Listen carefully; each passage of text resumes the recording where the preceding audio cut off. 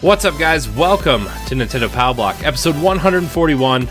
I'm one of your hosts, Corey Deering, and alongside me, as always, that retro code, Eddie Fresh.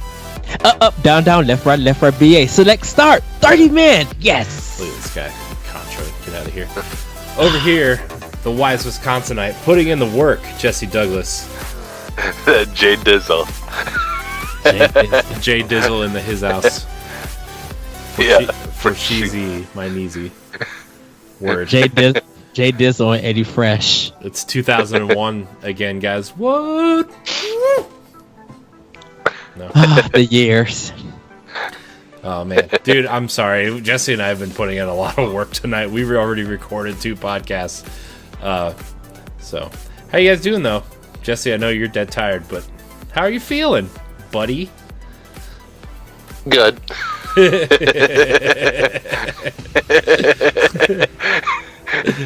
Oh man, what a good show.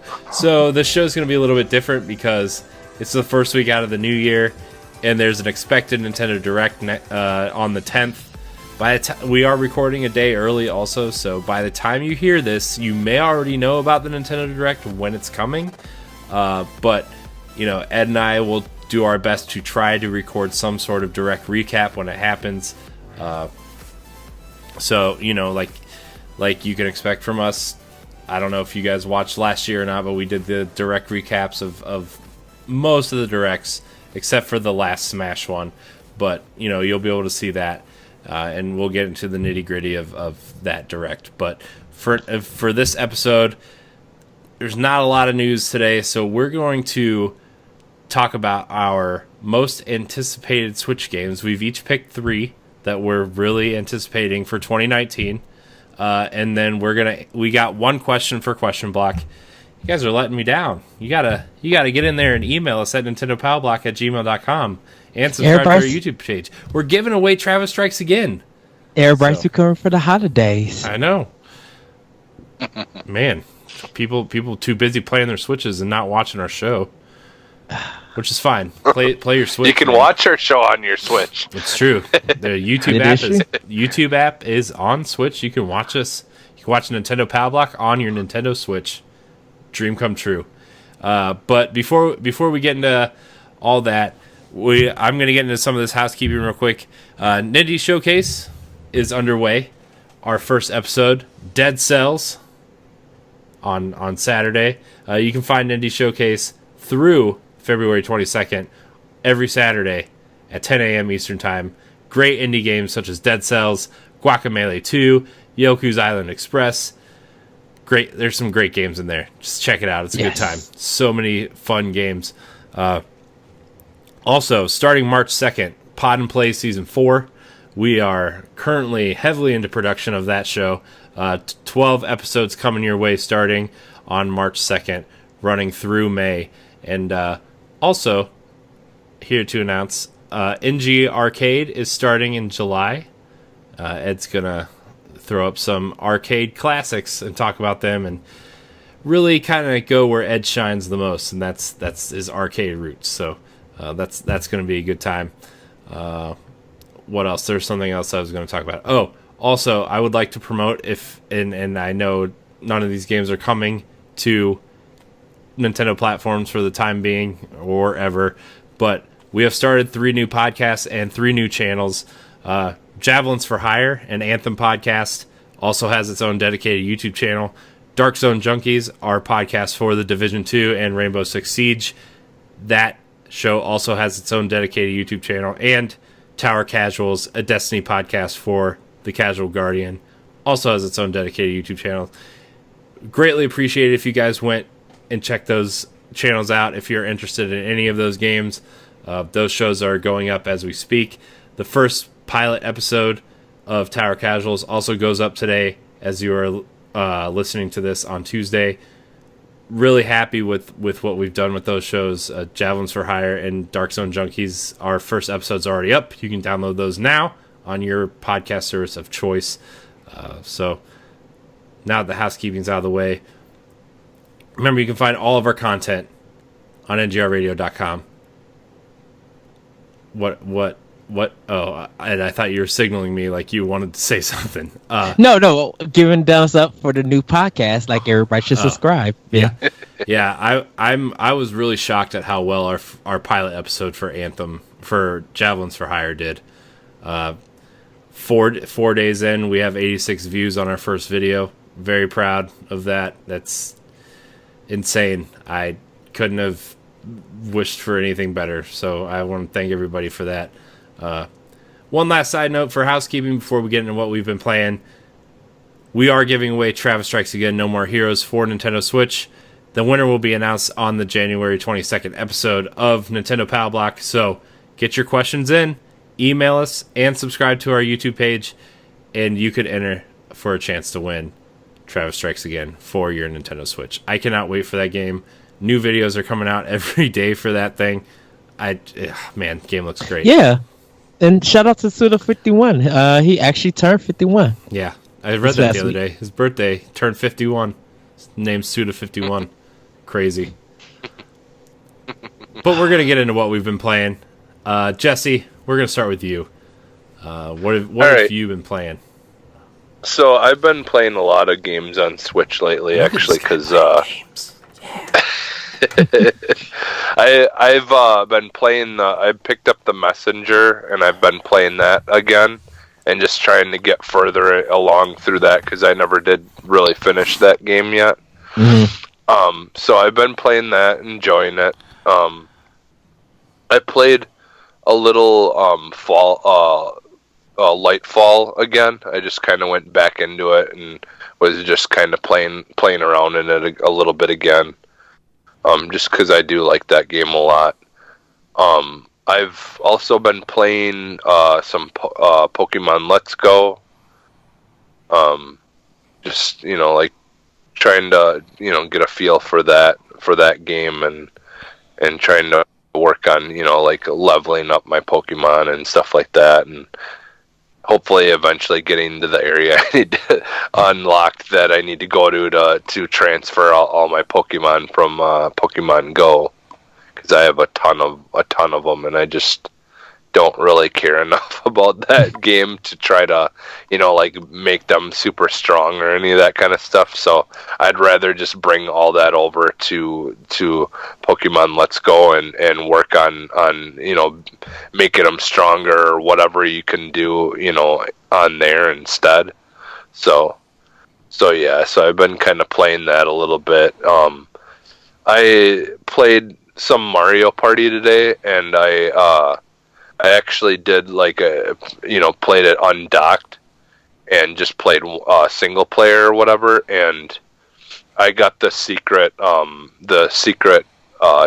tunnel thing, their tube thing that you can go down the like the warp pipes or whatever. Uh-huh. They have the secret one that you can find, that Toadstool is like at the bottom of it. You go through it, and then Toadstool is down there, I believe. And then there's like what you do is you go there, and then there's a whole bunch of games that you can play that aren't like Mario. It's not Mario Party games. They're like their own like individual games that you can just play by themselves as like standalone games. Yeah. And because I was playing it undocked, like a lot of those games in there are the ones where you position the Switch in a certain way when you're playing it to play multiplayer games. So like I played 9 innings of the baseball of a baseball game where you'd lay the Switch down on your table, and then the team of 2 would sit at one end of the Switch, and so then what they're seeing would look the right way for them, and then the other 2 sitting at the other side of the Switch, and then everything looks the right way for you. And so like you're batting and they're pitching, and so that switches around, and gives you the perspective of whatever team you are, position you're playing or whatever. So that was actually pretty fun. I'm hoping to kind of check some more of those games out, to be honest. And then I was playing some Tropical Freeze as well, so that's pretty much it. So Nice. Ed, what about you? What have you been playing? I've been playing Smash Brothers Ultimate, still unlocking more characters, doing more stuff in the spirit mode. I was kind of like in the shop buying a lot of things because I had like saved up a lot of money. So I'm like halfway, almost done unlocking everybody. I'm like at 48 characters because I was getting some in the spirit mode. The World of Light mode, and winning some there. And then I was going to start, I am still doing my NX challenge, starting that up with Fire Emblem. And I was going to play on New Year's Day, and I couldn't play it because the game needed an update, and I couldn't skip it. And I'm like, oh, dang it. Instead, I completely forgot. So I'm definitely going to be starting that back up for it. Played a little bit of Ikaruga. Working up on my skill, just getting points and have a little bit fun of that. So that's pretty much what I've been playing for right now. I am lining my games up, and then I'll be diving all in. Sadly, though, I gotta go buy another SD card. My thing is filled up, so now I gotta upgrade to because I think, Corey, you got a 64, right? No, I have a 256. You had a 256. When did you? Oh, you said you was gonna upgrade to one, right? Yeah, I ended up getting one. A month ago, I think. So, I kind of doubled my space on my memory card, and it's been great because like there's a bunch of games on there that I want to play, and like it's cool because I can keep the like Doom and Wolfenstein have pretty big patches, so it like that took up a lot of space on my old memory card. And so I just upgraded. I'm like, look, I can download indies. A lot of the stuff, I'm getting in the foreseeable future besides Doom Eternal and Wolfenstein, the next Wolfenstein game, like most of it's going to be Nintendo games that don't really require, like a 12 gig patch the way that Wolfenstein did. But yeah, because see, I had to delete some stuff.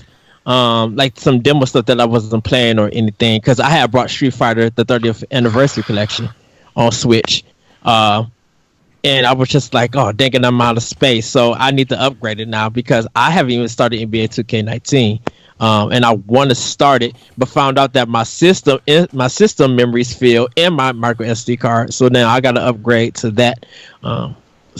But that's pretty much what I've been playing. I definitely by next episode I'll be running down more of my NX challenge stuff, because I gotta put some work in for that. So yeah, that's pretty much what I've been playing. Nice. As for me, I haven't really been playing that much.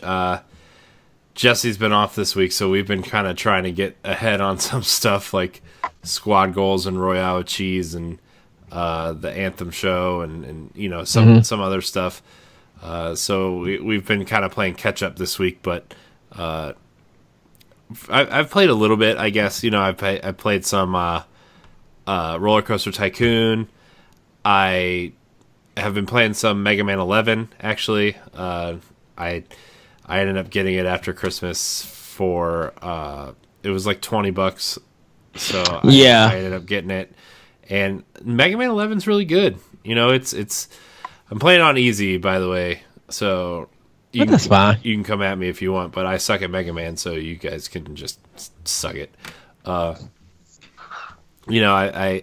really enjoying the game. I want to play more. I'm trying to what I plan on doing after we record this is kind of rearranging my desk so I can kind of get everything set up to have my Wii U and GameCube hooked up. And Jesse and I have been talking a lot about Jesse's been sending messages in the group chat about Dreamcasts. And Dreamcast. It's been making me think about Dreamcasts a lot lately. So I'm thinking about digging that rust bucket out of storage and because Jesse, you Ready to Rumble Boxing 2 really brought back a lot of That's a game I've never played. I played the first one, but not the second one. I'm all about buying third-party games on Nintendo consoles, right? If it's on Nintendo, I will play it there.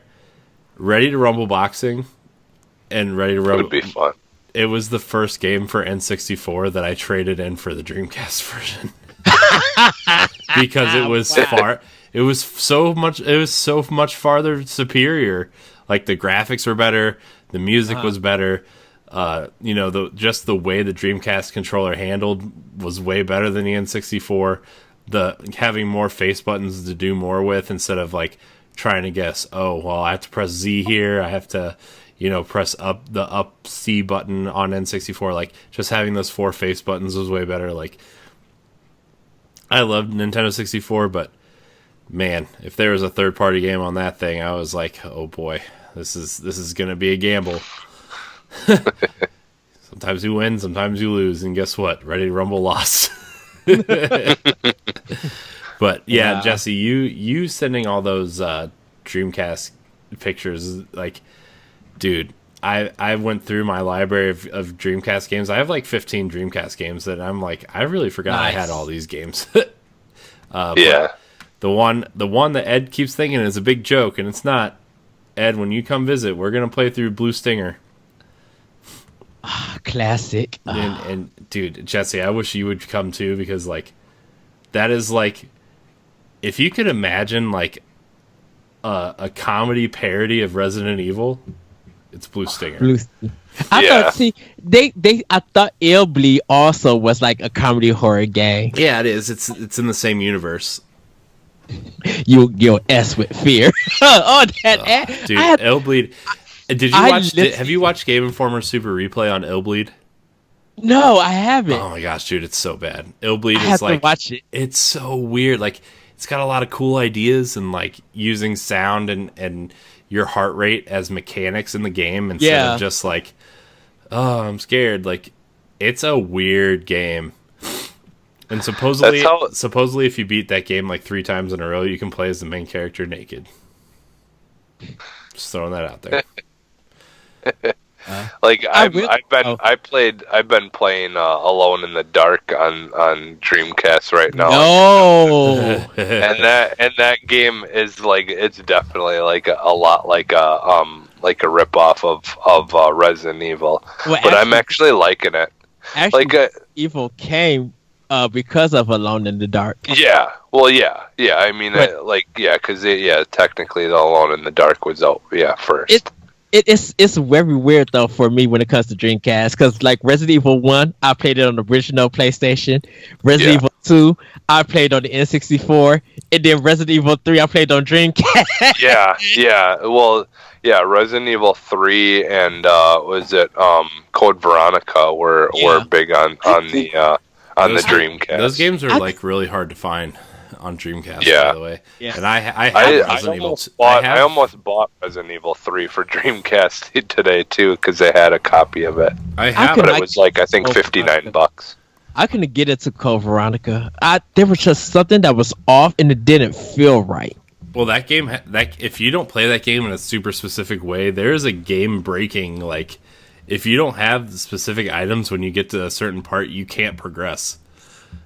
Yeah. Ooh, yikes. By the way, you can buy a certified refurbished Sega Dreamcast off of Amazon for $99. I still have my Dreamcast, so I'm good to go. But Soul Calibur and Street Fighter Third Strike were my games on Dreamcast. Dude, I love them. Let me stop being nostalgic. because I might be like y'all two and be like, let me hook up this good old Dreamcast. Jesse has me looking up Dreamcast games now. I love Dreamcast. Guilty Gear? Was it? Yeah. Is it Guilty Gear? It's the original Xbox. Remember, man, Dreamcast games are actually really cheap. Holy crap. Yeah, certain ones are, but if you start getting into the the more really popular ones, like the Resident Evil games and stuff like that, can run. Oh no, run quite a bit. I'll be playing Virtua Tennis for $6. Yeah, I think they were selling that at the place that I went to for $4.99 or something like that. I'm shocked they didn't have Space Channel 5 there. They might have. They got like I think he said like close to 200 game trade in. Like someone just brought a whole crap load of them in because they went from literally never having any Dreamcast games in their selection to having the whole entire shelf filled with them, and they had a whole big stacks of them piled up behind the counter yet that they didn't get a chance to completely go over. Dude, and it's probably because no one, and no disrespect to your town or anything, I think no one in your area wants anything to deal with Dreamcast. Because if you brought it down here, dude, Dreamcast would disappear. Get those games would disappear. Like, shoot, I'll probably have to go to the Salvation Army to see if they still have any. It's really hard to find Dreamcast games here. Like my local game store, like not GameStop, but there's a place called The Exchange right down the street from my house, and it's like full of a bunch of like a lot of it's like vinyl and records and CDs and music and stuff. But they have like the whole side of their one store is like retro games and stuff, and like I mean a lot of it's like super overpriced, like a loose cart of Super Metroid is like $70, and oh shoot, no! Like a lot of it's like super overpriced, but their Dreamcast selection is like really small, and it's not because they just don't get Dreamcast games in because nobody wants to get rid of them. You know, like they're collector's item. They're worth a lot of money. Yeah. Well, and I think that's kind of what happens here too, because like that place that I go to is very, very popular, and there's like constantly people in and out of there, and so like there is a lot of people around here who are interested in all that stuff, because even some of the games that are like worth $100 and some a piece, like you can like see that come in and then be gone within a week, like just because there's people around here who like really are hardcore about collecting like all the old school games and stuff like that. So I think that's just it, is people don't want to get rid of stuff, or they're trying to flip it for a higher price, because if they able to flip it, they would. So sadly, so I mean, Dreamcast games, they're all over the place, man. Some of them are like $5, and then you got something like House of the Dead 2 for $103. Like, man, they're all over the place. What's the Power Stone? Power Stone, yeah. Yeah, Power Stone is a really expensive one. Now, I'm shocked Capcom hasn't brought that back, or even brought that to Switch. Yeah. Well, they brought it to PSP a while ago, and nobody bought it. So, a sealed copy of Power Stone is $449. We'll keep it pushing. Oh, that's Power Stone 2. 2, yeah. I didn't even know they made Power Stone 2. Yeah, they did. That's it. Yeah, they made a part 2 exclusively for Dreamcast, and Power Stone, because I think Power Stone 1 is $41. Yeah, that's what I was thinking of. Is part 2? That's the expensive one. Yeah, because it never got an arcade release. Yeah, that was an exclusive to Dreamcast or whatever. Jesse, you should find Skies of Arcadia. Yeah, I want to get that, but I think it's like usually runs around $80 or $90. Oh, well, it's on. Yeah, it's on Amazon for $51. Oh, okay, that's not bad. Why someone's probably charging $250 plus for the GameCube version? Yeah, dude, the GameCube version is cool too, but but I guess we should get back to the show. But I'm in the Dreamcast rabbit hole now. So, but what else have I been playing? I got quite a few Switch games recently just to add to the collection. Yoku's Island Express was $14 physically, so I ended up getting it.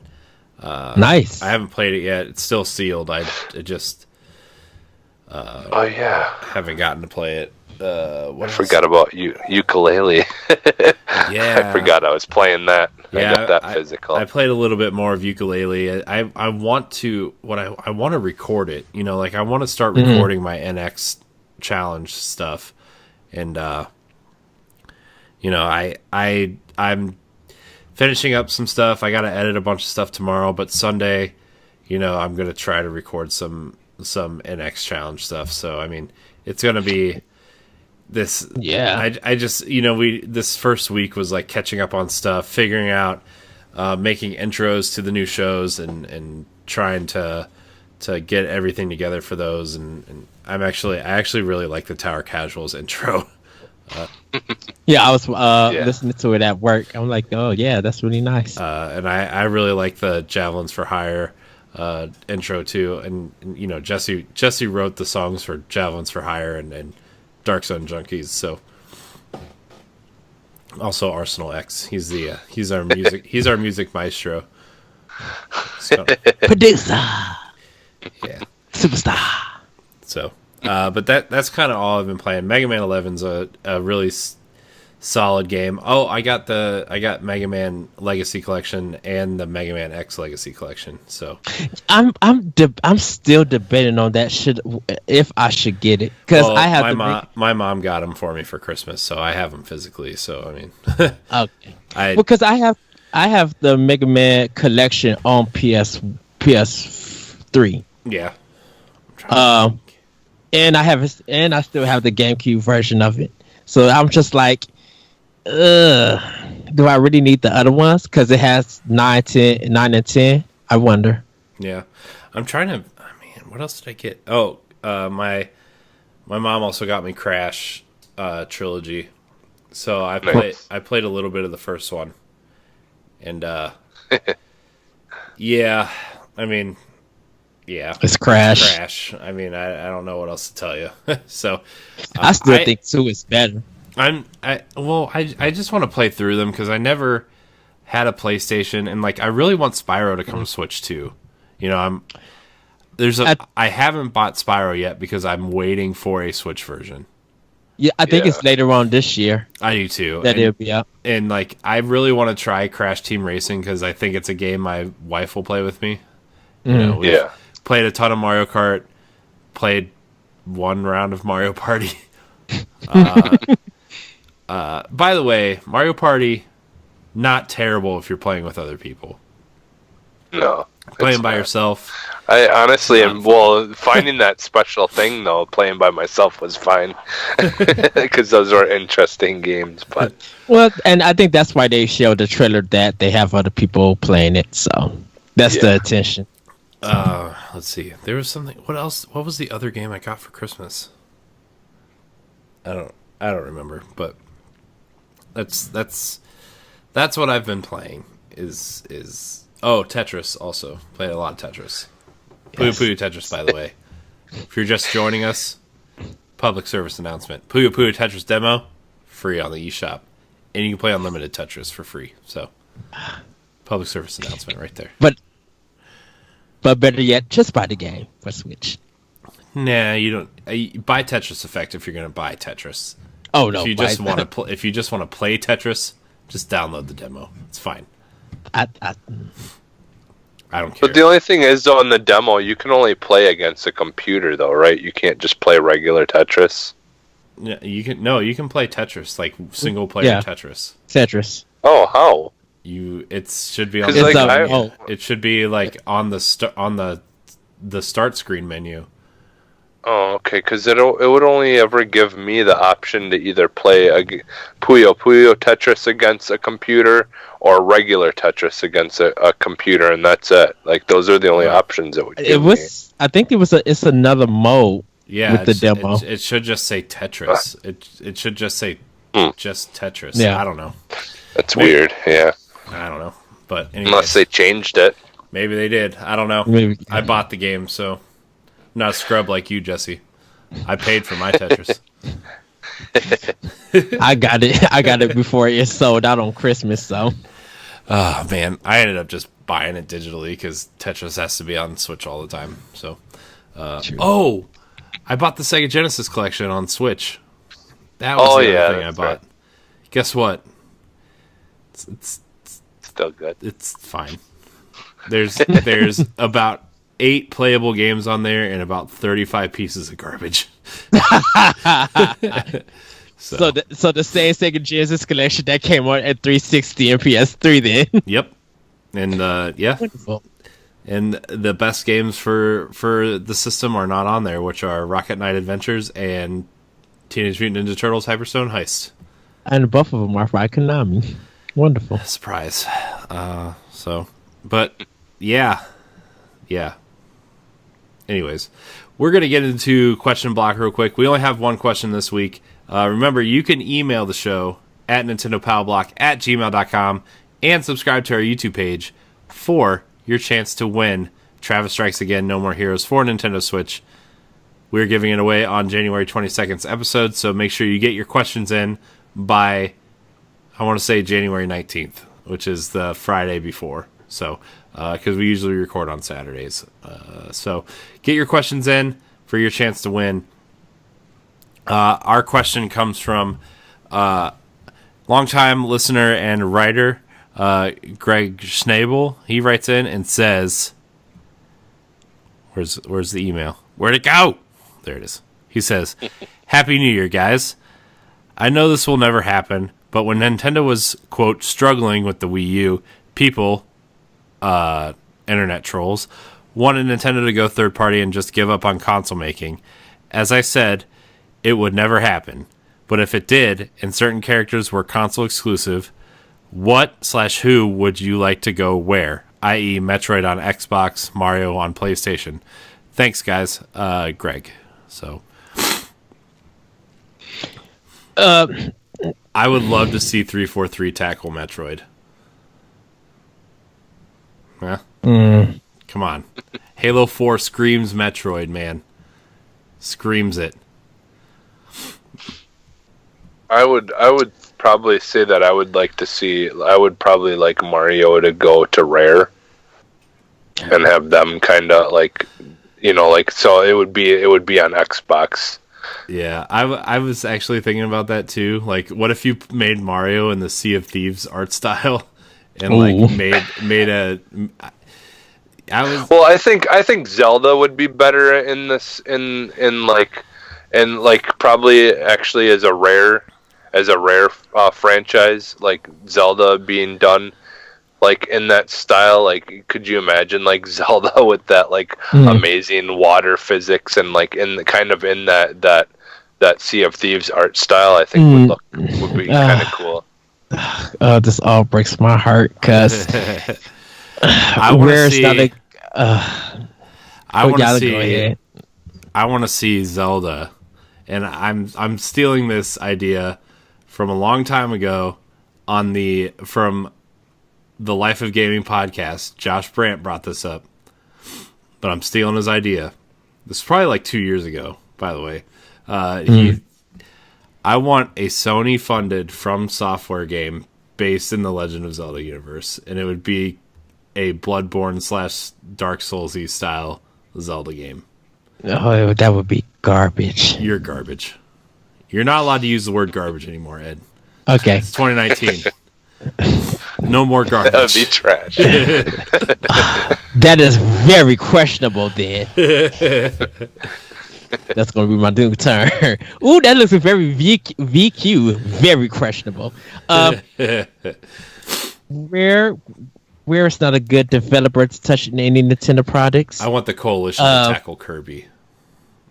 Oh no. I want a Kirby game in the style of Gears of War.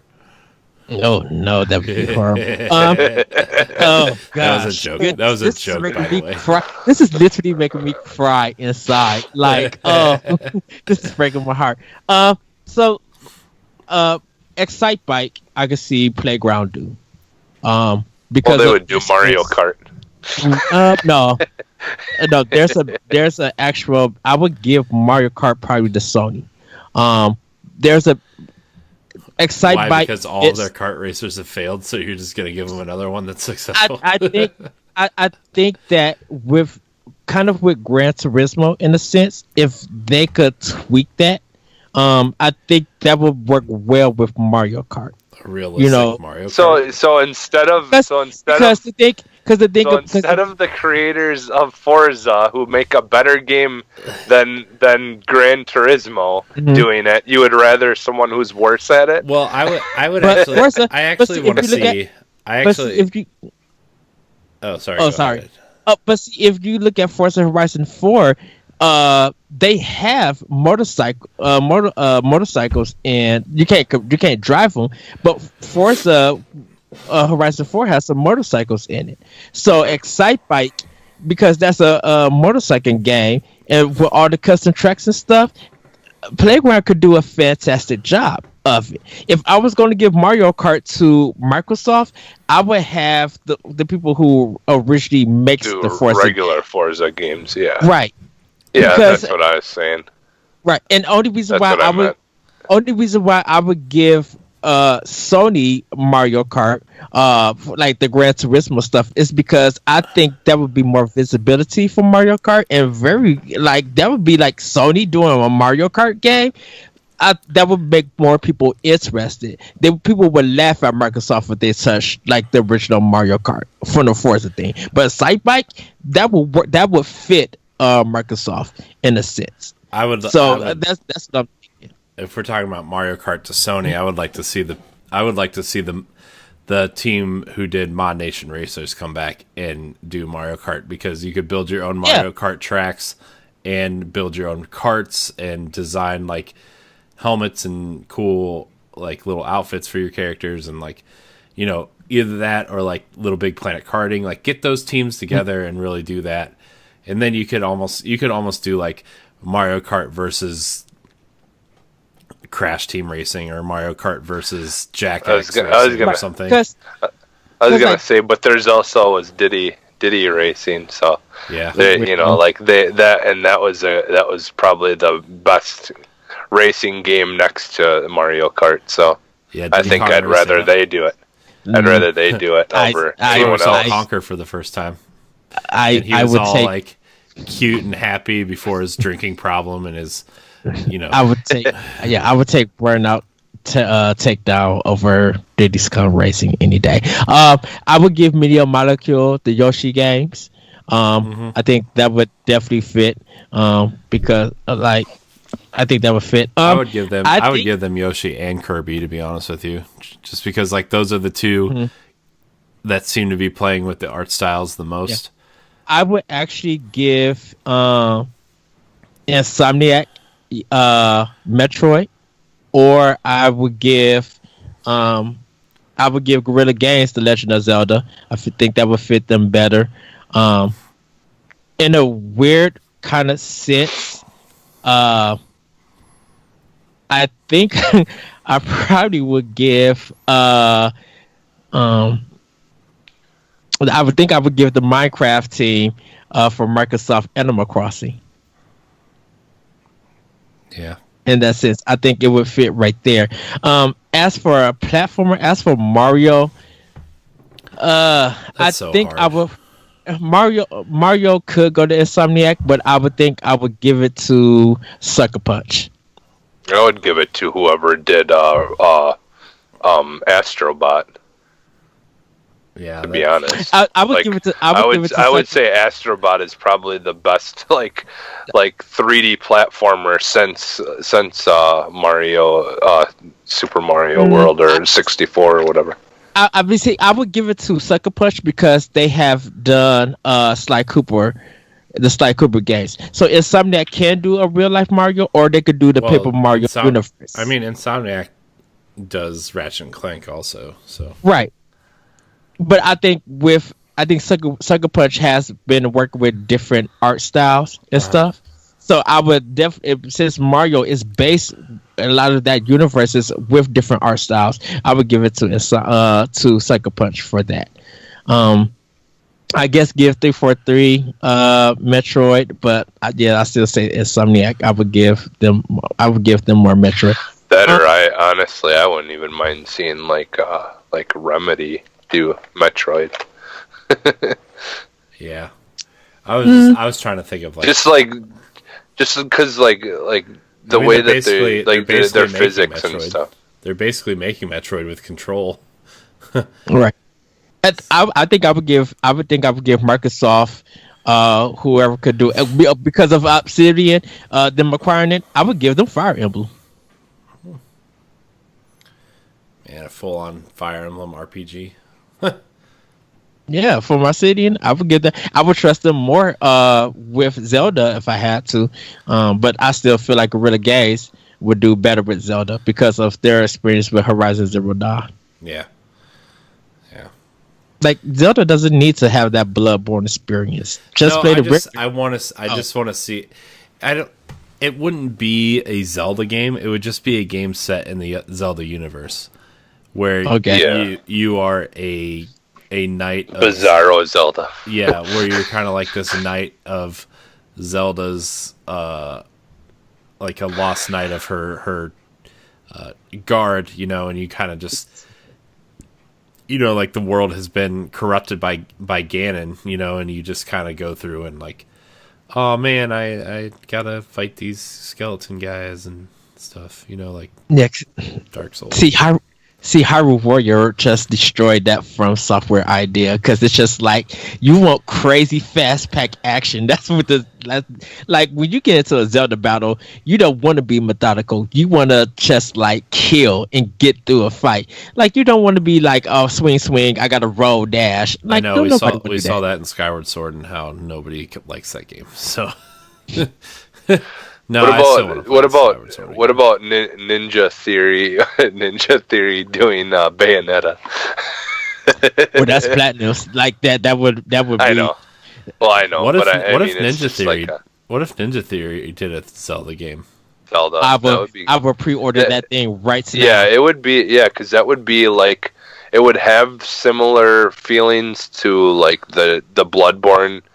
Without having it like full on Bloodborne, like it would well like because like actually not really Hellblade. Because Ninja Theory did Enslave, so they have experience on doing dungeons and doing action stuff like there. So Ninja Theory could take it. I just mean like combat wise, it wouldn't be as tedious as like Dark Combat Souls, Rise. It would just be more like like Hellblade was, where you do have the blocking and the and the dodging and stuff like that, but it's not quite as like crazy, like it would be more of a I think entry level. Yeah, I think Ninja Theory, they could go with they could use the Hellblade or they could use Act because they're very knowledgeable about like fighting in an arena kind of style games. Yeah, Ninja Theory is really good at it, and definitely I think kind of with their production, like doing like kind of like not full motion video, but using like actors and stuff like that and voice acting and stuff. I think Ninja Theory, if they want to do like a realistic kind of Zelda, that might sound scary, but I think Ninja Theory is very professional and very good at doing it. Like they're very high talented at doing this. Yeah. So they could really like do that. Yeah. I could see Ubisoft taking Luigi's Mansion. But Ubisoft is not a first party game. That's the thing about it. Well, but I mean, like if you're having to split it, like if all their characters are going somewhere else, and like I'm just trying to think of like who would be like a good one to do like a Luigi's Mansion style game, and see that would be more rare. Yeah. or Pikmin, I think, would be a rare too. No. Pikmin cannot be rare. Rare did grab out the Ghoulie. So, and even though that game was kind of a disaster, I think they could really do some good stuff with Luigi's Mansion. I just want Naughty Dog to do a gritty reboot of Mr. Game & Watch. Oh no! I would be like, "What is this very questionable game?" What do you guys think of Gorilla doing Kid Icarus?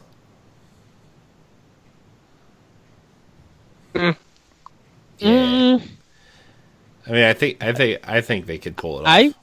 I think I would get Kid Icarus to Naughty Dog. Yeah, I don't know. I wouldn't give any of these franchises to anybody because they're Nintendo. I win. All right, so thank you, Greg, for your question. Remember, guys, email us at nintendopowblock@gmail.com with your question and subscribe to our YouTube page to enter our contest. We're going to move on to our topic of the show because there's no news unless you're playing Diablo 3. So Diablo 3's anniversary event is back where you can kind of play through Diablo 1 and Diablo 3's engine. On Switch? Yeah. I didn't know. Everywhere, but yeah.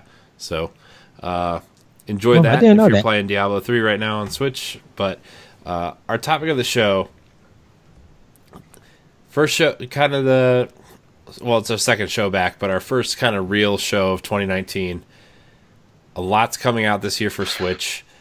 You know, Nintendo Direct hasn't happened yet, so, you know, we can't really, like, talk about what we don't know is coming, but we do know there's a lot coming.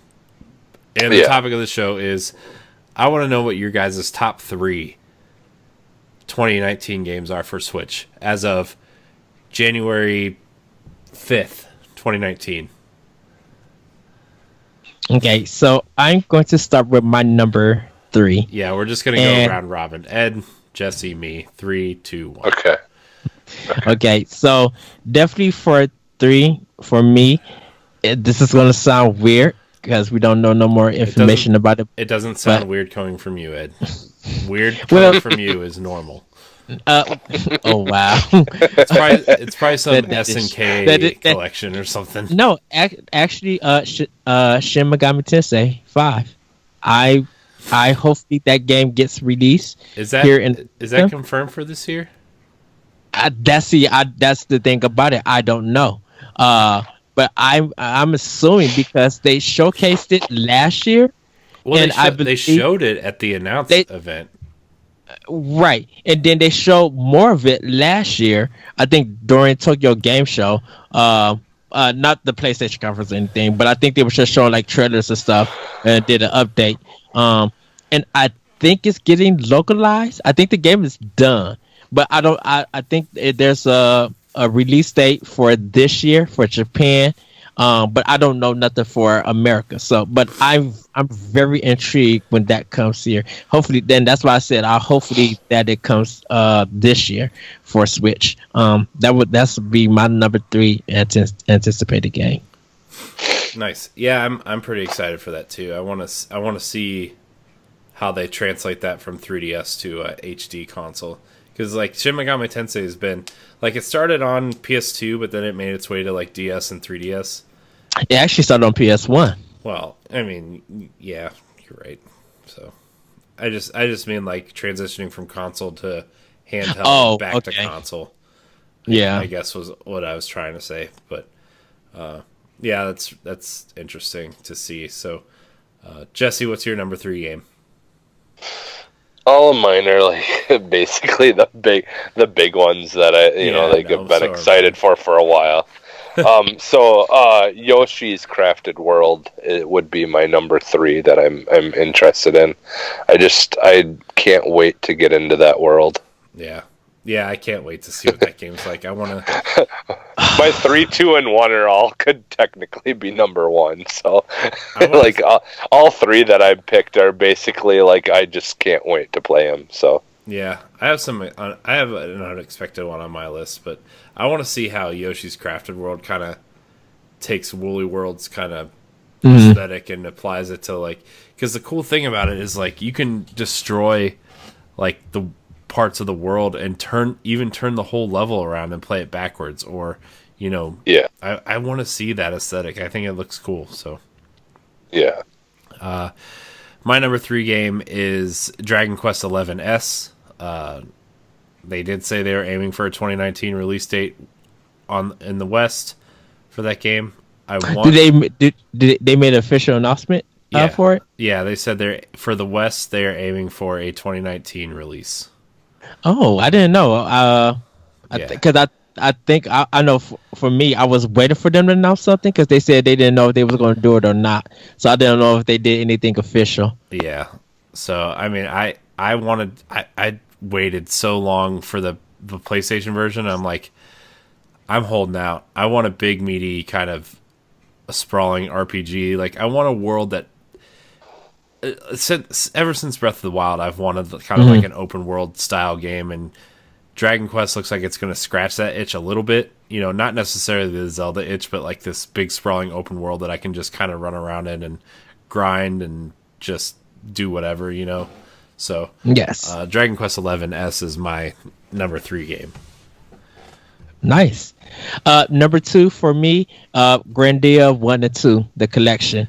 I think that was supposed to come out last year, but I know it got announced, but there was no release date or anything. So that I'm very excited for that game. Like, Grandia was a game that actually came on the Dreamcast, and I played a little bit of 1, but didn't get fully through it. And I played a little bit of 2, didn't get fully through it. And so having them now on Switch, I want more working design games on Switch now. Come on, somehow bring Alondra to Switch working design. But Grandia 1 and 2 is I'm looking forward to. Cannot wait for that. Yeah, those are Ed games for sure. Well, I already know what your number 1 is, so it ain't no surprise. Do you know what my number 1 is? Jesse, what's your number 2 game? My number 2 is Metroid Prime. And I'm like, I would like to say my number 2 would be the Metroid Prime series trilogy. But we haven't gotten that yet, so I didn't include Metroid on my list because I didn't know if it was confirmed or not. I mean, it's not technically not confirmed, but yeah. I'm just like, there's for me, it's just like, it's just like even if that just means getting more, learning more about it this year.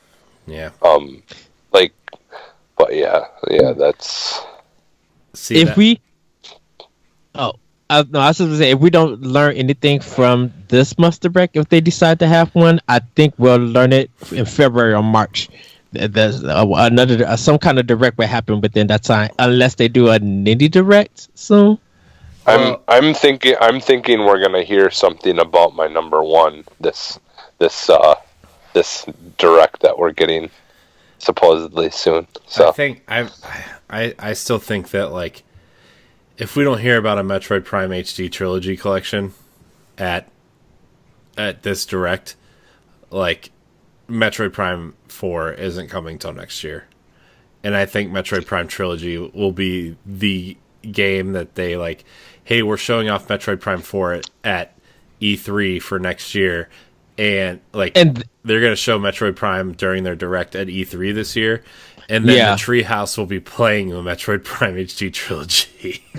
And that's what I'm thinking. I think since Nintendo's been doing like most of this like one game kind of focus and stuff, I think Metroid is this year. And probably with the direct, I think within that direct for E3, if we don't get no Metroid news, I think they'll do the Prime 4 and the trilogy at E3. Yeah, I forget. Did we already get a release date for Bayonetta 2 or 3 yet, or no? No, they haven't. Nothing on that yet. Okay. No, but Platinum's been dropping a lot of hints and hints. Yeah. I mean, they have like 2 or 3 projects in the works for Switch alone. So a lot of I mean, Bayonetta 3 is obviously one of them. A lot of people think it's a wonderful 101 port, and I don't know. It's Platinum. right now, Platinum and Atlas is what everybody's looking at for like Bayonetta 3 and whatever Persona game that Atlas is planning. I'm starting to think that like I mean I still think Persona 5 might come to Switch, but I'm leaning more and more towards like, remember when Persona 3 and 4 got that fighting game on Xbox 360 and PS3? I'm starting to lean more towards like, what if Persona just gets a fighting game and it's ported to Switch, and that's how they kind of incorporate Joker into the Switch's kind of library and ecosystem. I think what's happening is I think they're going to save Persona, like after it comes out for Smash. I think they're going to save. That would be nice to fill in the gap, like a summer game or something. But I think Persona 5 is something that they'll announce at E3 and release it for the holiday. Well, there's going to be a Persona event in March. March, yeah.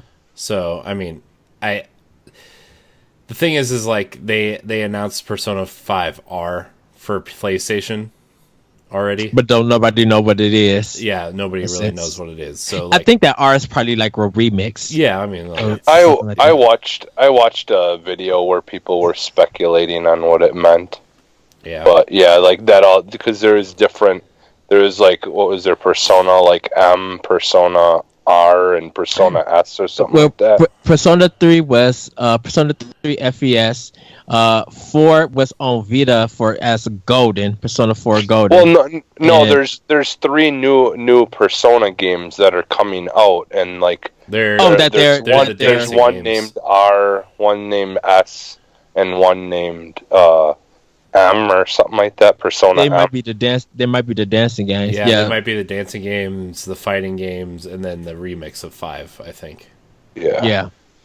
So yeah, because the thing that I was watching, they're speculating that maybe Persona S could mean Switch, Persona Switch. Yeah, and see, and like because they're saying they're just code named right now. Like that's what the hardest thing is. It's just like Persona and Shin Megami Tensei 5. That's why I felt like with Shin Megami Tensei 5, Atlas is focusing more on for Switch before they do anything else with Persona. Because I think they're 2 different teams. Yeah. So well, I mean, we'll probably know more in the next couple weeks, more of what that in means, March. But yeah. All right, my second game, Luigi's Mansion 3. Can't wait. You know, I didn't know we were going to add Metroid and Bayonetta to this list, Jesse. So thank you for messing up my list. Well, I didn't add Bayonetta to the list, but I thought Luigi's Mansion 3 was going to be your number 1. That's their most anticipated for Switch. No, Luigi's Mansion 3 is good. Don't get me wrong, can't wait, but it's not my number 1. I love Luigi's Mansion. I actually started playing Dark Moon again the other day because like I've had this really weird resurgence for 3DS lately.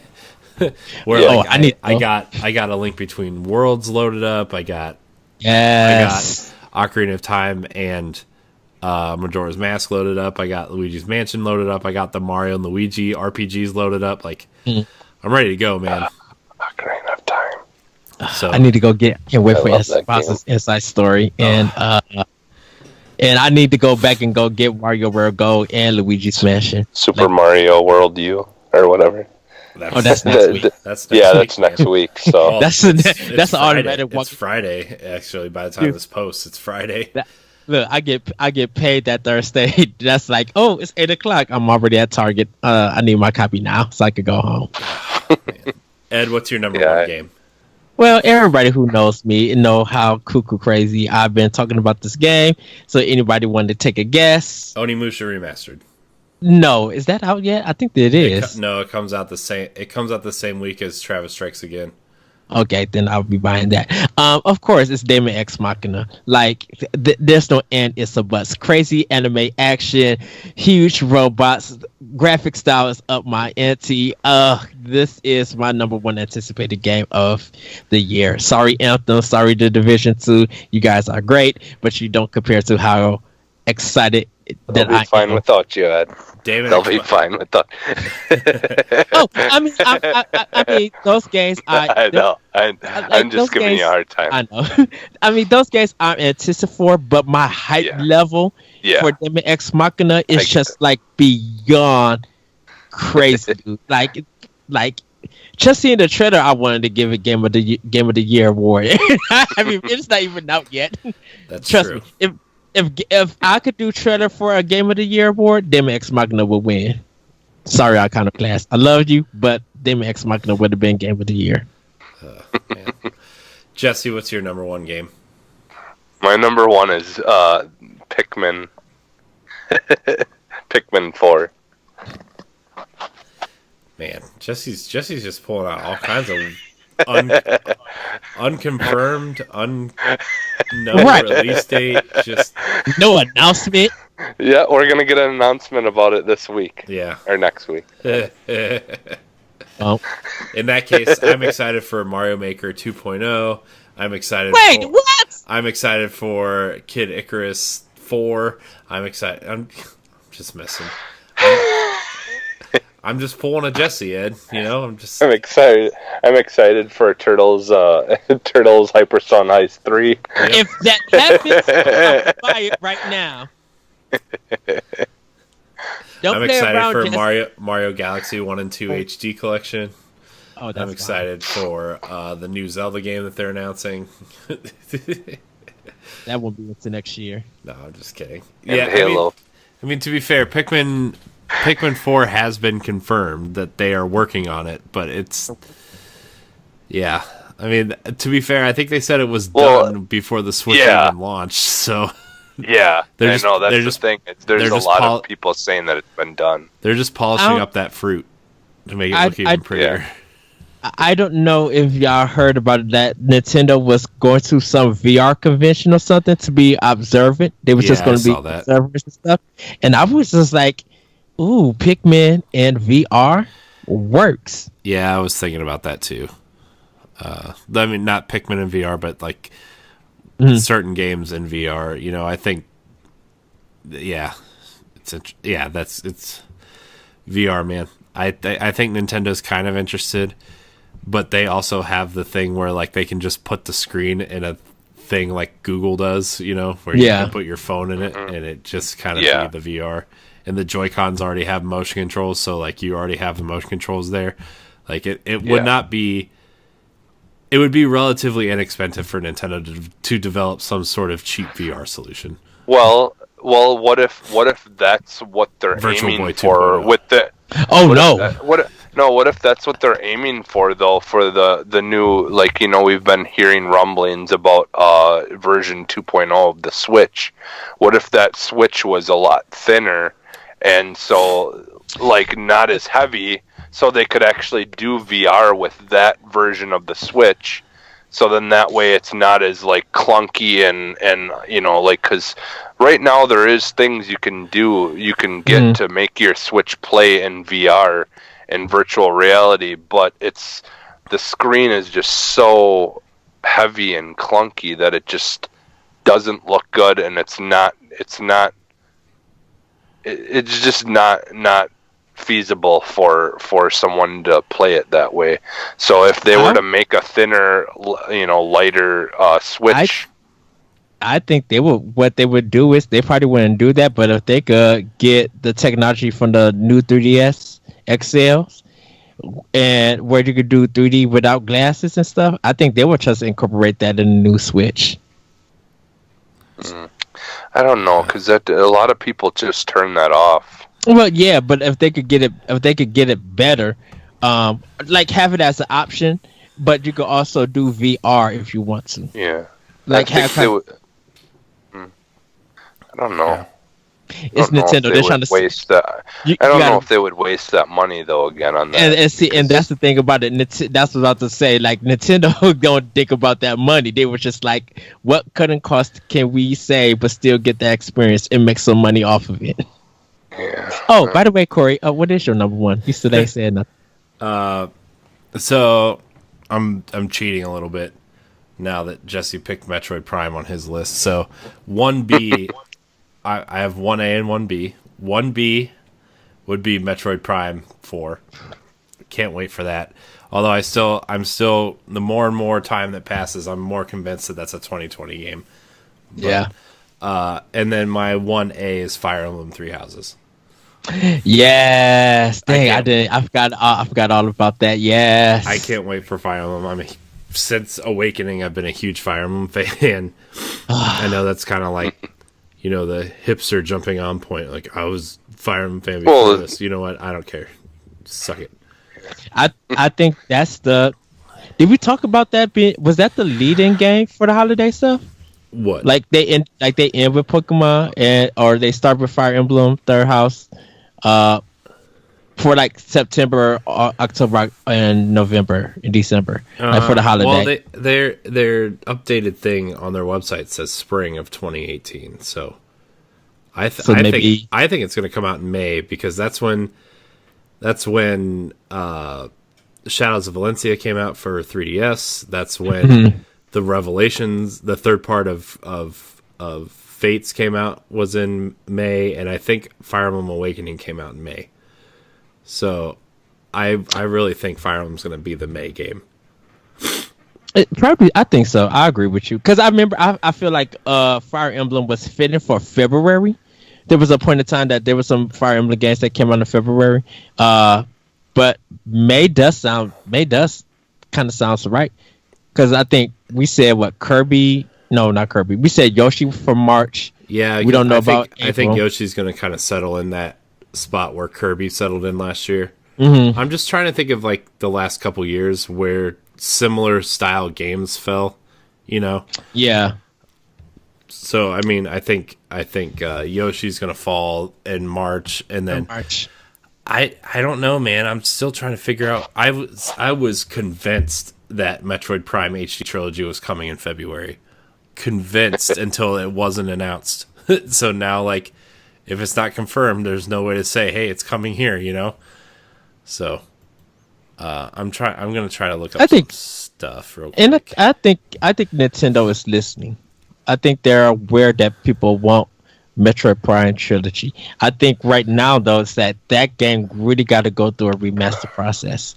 Well, the thing is too is they're like, I feel like if they really want Metroid Prime 4 to succeed to its its highest potential, they need to put those original games in the hands of people who never really possibly got to ever play any of them to sell them on it in the first place. But I think a lot of people are already sold on Metroid Prime, like the original 3 games, and so I think people want to see what it's going to look like on the Switch.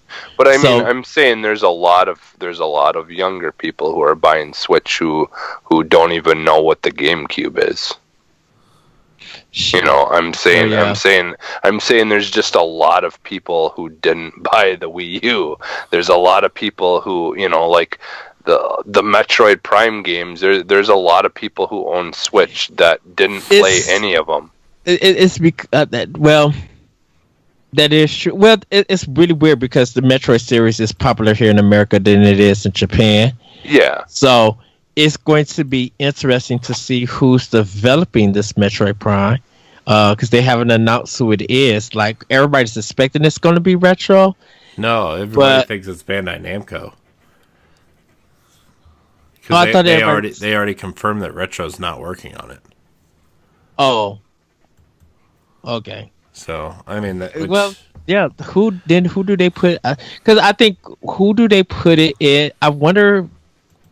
Does Metroid Prime gets put back into a Japanese developer's hand? I don't know. I don't know who you would give it to because, like, that perspective is such a Western style. Like, yeah, in like Japanese, I don't know. Japanese gamers don't really play first person shooters like that. Like, so who do you give it to? Like, I mean, Smash makes sense for Bandai Namco because they make stellar fighting games, right? But do you give them a first-person shooter style game? Like, I don't know. Well, I think because they had some games in first person that came to America, definitely for Xbox. Like, I think Second Sight is one of them. It's a it was a Namco game. That sounds like a at the time. But yeah, that one didn't do so well. But Namco, before they became Bandai Namco, jumped around the different genres that came to America. So, of course, they probably brought some people from retro to help them. You know who could possibly be doing. I would actually trust doing it if they're. I don't know if they're still in business or not. But remember that franchise on the Wii, the Conduit. Yeah, they're out of business. Oh, high voltage studios or whatever. High voltage, yeah, they closed down. But they and everybody that first game was actually really fun. Yeah, one of the few games I played on Wii. Go on YouTube and look up the documentary about High Voltage, and they break everything how the Conduit 1 and Conduit 2. I think how the Conduit 2 got canceled and like their development stuff. The Conduit 2 came out. Well, is it possible that Nintendo has a new studio that like this is like their debut of the game? Like I mean, like a news if Nintendo opened a new studio. Yeah. Maybe Nintendo's working on it internally. Yeah. You know, maybe Treehouse has a small development team working with someone over, you know, with Nintendo in Japan internally doing the localization to give some kind of like Western reference to help this game sell, you know? Mm-hmm. I mean, look, with all the decisions Nintendo's been making with the Switch, like I trust them wholeheartedly to make a solid Metroid Prime experience, right? So yeah, rumor is that Retro is working on that Star Fox racing game, which I really hope is still happening. I just don't believe that. They cannot be doing that. It's not fitting for Retro. And you know what the funny thing about this is that I know I'm going to get yelled at and everybody told. See, I told you. Do you know I would literally be at GameStop pre-ordering that game? I know you would. I'll just be like, Corey, where do I Uber Eats you some chicken sandwiches for Chick-fil-A? I'm going to GameStop. Would you turn it down? No. But those are our most anticipated games for 2019.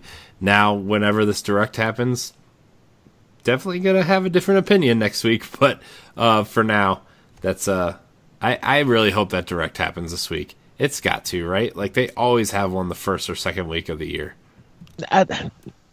Does it need to though? Yeah. What's their February game? When they have so many games scheduled for the spring, when are they coming? Mm-hmm. Plus you got to show off Mortal Kombat. You got to show off Marvel Ultimate Alliance 3. Like. Big games, man. And see, that's why I wonder, do they need it? Like, are they going to show a Nindy Direct first before they do a big one for the spring? No, I think the Nindy Direct will be in February, or probably March. Because like, there's big third party games too that you got to show off that are coming out this year. Doom Eternal is one. Wolfenstein Youngblood is one. You gotta show these games that run it on Switch. You gotta show the fans that, hey, look, we still have these major third parties on board. You gotta show Mortal Kombat. You gotta show Marvel. Like, and I know Marvel's not a third party game, but that's a pretty big property for them to be funding. You know, so. Oh, the Ultimate Alliance. Yeah. So. Yeah, I wonder how that one is working. Team Ninja is developing it, but Nintendo's publishing it. Yeah, I don't know. I don't know how that is happening, but it's happening. So, but yeah. Anyways, I think that's going to wrap up this episode of Nintendo Power Block. Went a little longer than I expected. That's fine. It's fine with me. I just, I don't want anybody to be super tired, but it's all right. We're already there. So, I want to thank everybody for watching this episode of Nintendo Power Block. Remember, you can find Nintendo Power Block every Tuesday at 7 a.m. on your podcast service of choice or on Nintendo Power Block's YouTube page and ngrradio.com. You can watch our beautiful faces talk about Nintendo games. What are your most anticipated Nintendo Switch games this year? That's one thing I do want to start doing more is is asking people questions and get them more involved with the next episode of the show besides just the question block. You know, I want to know what your guys' most anticipated Switch games are. What games are you looking forward to?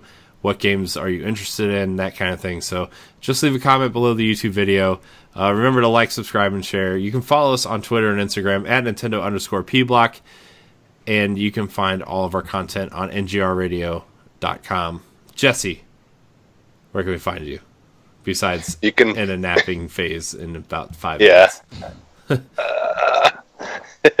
You can find me on Twitter at PhantomMaggotAX. Ed, where can we find you?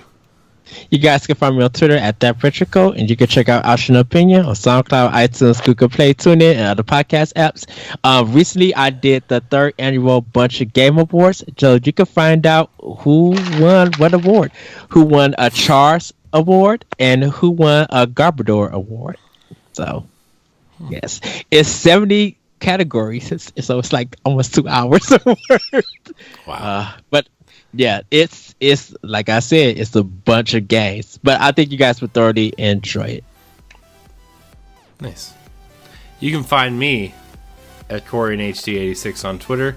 Find me at CoreyandHD on Instagram and Twitch. You can find me on Nerds Gone Rogue and on our new shows, Javelins for Hire, Dark Zone Junkies, and Tower Casuals. And you can also find me on Arsenal X, our Xbox podcast, and a plethora of other content on Nerds Gone Rogue. I want to thank you guys for watching. Remember to join us next week for an awesome episode, hopefully, if that direct happened. But anyways, thank you guys so much for watching, and until next week, we love you. Bye, everybody. Woo-hoo!